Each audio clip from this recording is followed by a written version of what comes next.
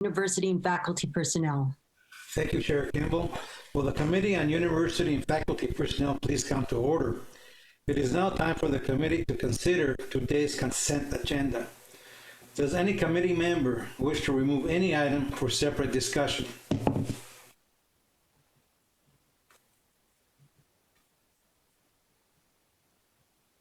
Hearing none, is there any objection to the approval of the consent agenda? Hearing none, the consent agenda is approved. The committee has one item on today's discussion agenda. Item 3 is an action item seeking committee approval on the executive compensation for the interim executive vice chancellor for academic affairs and student affairs. The item will be presented by Chancellor Castro. Chancellor Castro, please begin. Thank you, Trustee Obrego. Good morning again.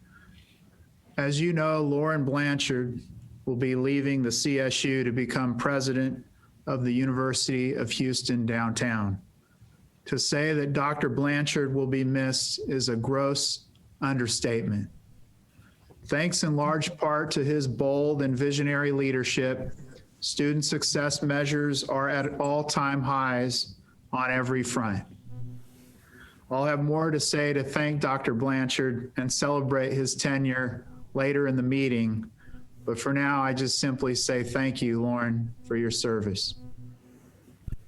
Of course, our work on behalf of our talented and diverse students continues.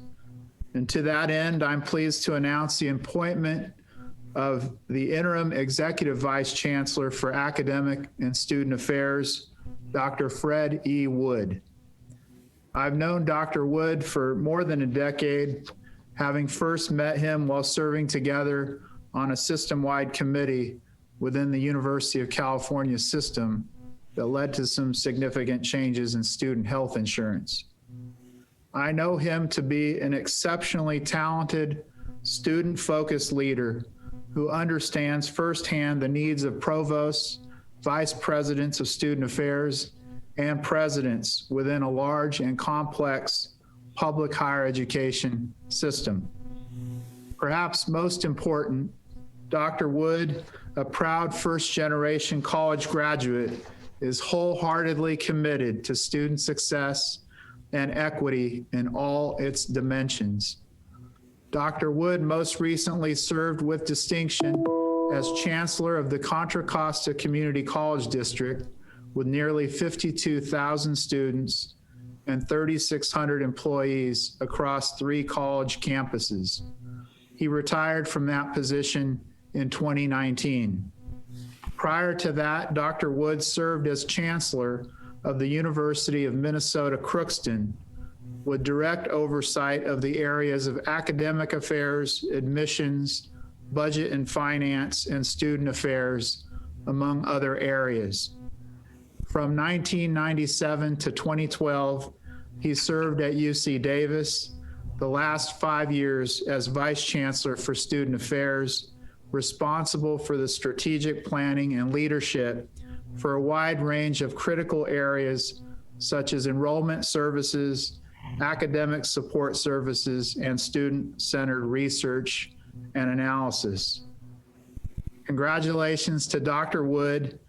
I have every confidence that the California State University and our students, faculty, and staff will benefit from the breadth and depth of his expertise and experience, as well as from his demonstrated commitment to student success and matters of equity. Now, moving on to committee business.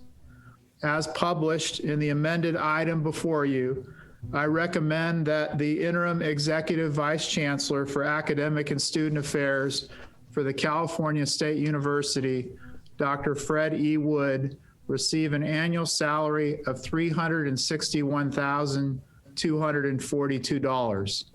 This is the same salary as the current incumbent. In accordance with existing policy, a monthly auto allowance of $1,000 and standard benefits for executive classified employees is provided.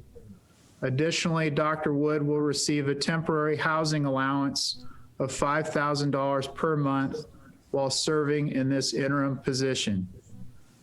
To members of the committee and full board, I recommend approval of the compensation of the interim executive vice chancellor for academic and student affairs of the California State University as published in the amended item. Thank you, Trustee Abrego. That concludes my presentation. Thank you, Chancellor Castro, for your presentation.